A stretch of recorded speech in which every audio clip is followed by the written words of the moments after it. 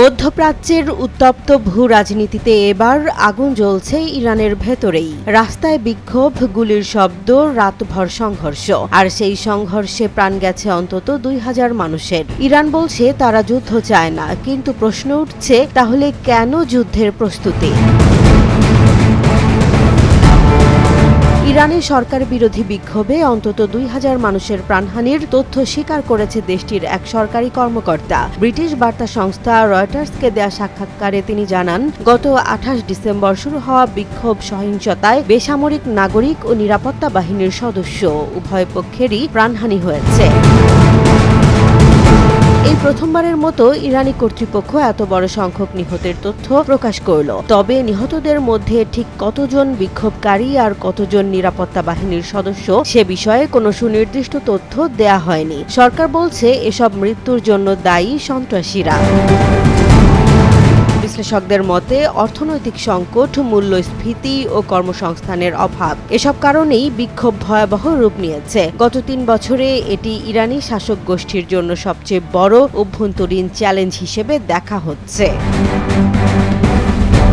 বিক্ষোভ দমনে সরকার একদিকে আন্দোলনকে ন্যায্য বলে স্বীকার করলেও অন্যদিকে চালাচ্ছে কঠোর নিরাপত্তা অভিযান। একই সঙ্গে তেহরানের অভিযোগ, যুক্তরাষ্ট্র ও ইসরায়েল এই বিক্ষোভে উস্কানি দিচ্ছে। পরিস্থিতি নিয়ন্ত্রণে ইরান প্রায় পুরোপুরি ইন্টারনেট সংযোগ বিচ্ছিন্ন করেছে। এমনকি সামরিক গ্রেডের জ্যামার ব্যবহার করে ইলন মাস্কের স্টারলিংক ইন্টারনেটও অচল করে দেয়া হয়েছে। রয়টার্স যাচাই করা ভিডিওতে দেখা গেছে গুলিবর্ষণ, অগ্নিসংযোগ ও রাতভর সংঘর্ষের দৃশ্য। এমন পরিস্থিতিতে যুক্তরাষ্ট্র ইরানে থাকা সব মার্কিন নাগরিককে দ্রুত দেশ ছাড়ার নির্দেশ দিয়েছে। ওয়াশিংটন সতর্ক করে বলছে, গ্রেফতার, জিজ্ঞাসাবাদ ও আটক হওয়ার ঝুঁকি অত্যন্ত বেশি। এমনকি শুধু মার্কিন পাসপোর্ট বহন করাও আটক হওয়ার কারণ হতে পারে। এর মধ্যেই তেহরানে বিদেশি রাষ্ট্রদূতদের সম্মেলনে ইরানের পররাষ্ট্রমন্ত্রী আব্বাস আরাকচি ঘোষণা দিয়েছেন, ইরান যুদ্ধের জন্য সম্পূর্ণ প্রস্তুত, তবে আলোচনার দরজাও খোলা আছে বলে জানান তিনি। তার ভাষায়, আমরা যুদ্ধ চাই না, কিন্তু প্রস্তুত আছি।